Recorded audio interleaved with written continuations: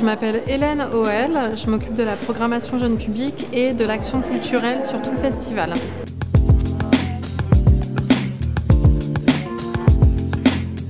Alors, pour l'accessibilité, nous avons mis en place plusieurs dispositifs. On a proposé une séance en SME, donc en sous-titré pour les malentendants, une séance en audio-description, donc destinée au public malvoyant et aveugle.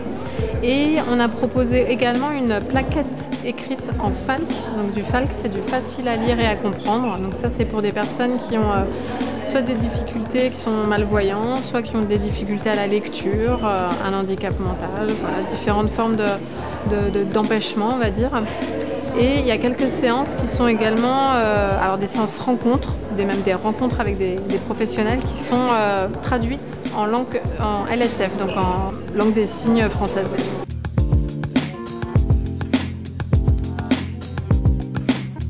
Alors c'est des dispositifs qui sont encore assez peu accessibles malgré tout, donc toutes les salles ne sont pas équipées pour pouvoir projeter avec de l'audiodescription. Donc là par exemple, on ne pouvait pas projeter en audiodescription ni au Ciel ni au Concorde, on pouvait le faire uniquement au manège, il fallait un boîtier très spécifique. Donc il y a une installation technique qui se fait au préalable pour que les personnes malvoyantes puissent entendre sans que le reste de la salle entende l'audiodescription.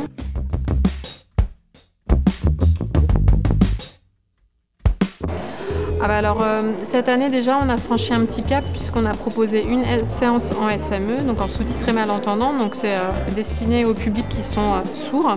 Il y a une transcription de tous les sons, de toute la bande-son du film, donc dialogue, bruitage, musique, avec des textes qui sont incrustés dans l'image, de différentes couleurs en fonction de quel son est représenté. Donc on a proposé une séance en SME, on a proposé une séance en audio-description, et ça c'était déjà une nouveauté cette année puisqu'on ne le faisait pas les précédentes années. Les rencontres traduites en LSF, on avait déjà fait ça plusieurs fois lors de précédentes éditions. Donc le but déjà c'est de reconduire au moins à l'identique, voir si on peut proposer plusieurs séances en audio-description.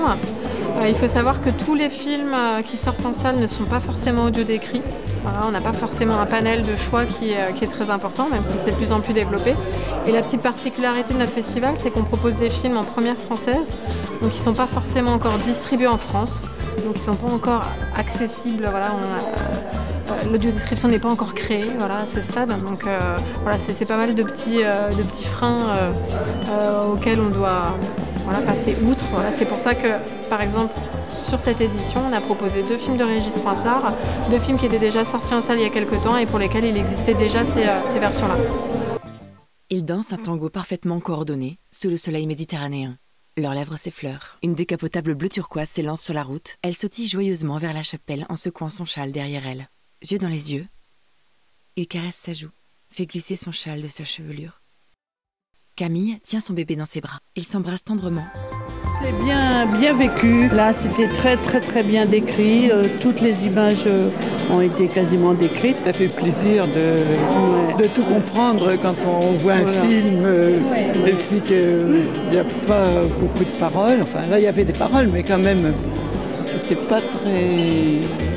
J'ai trouvé que... Il fallait absolument l'audio-description, on n'aurait rien compris autrement. Il nous faudrait ça dans les salles de cinéma.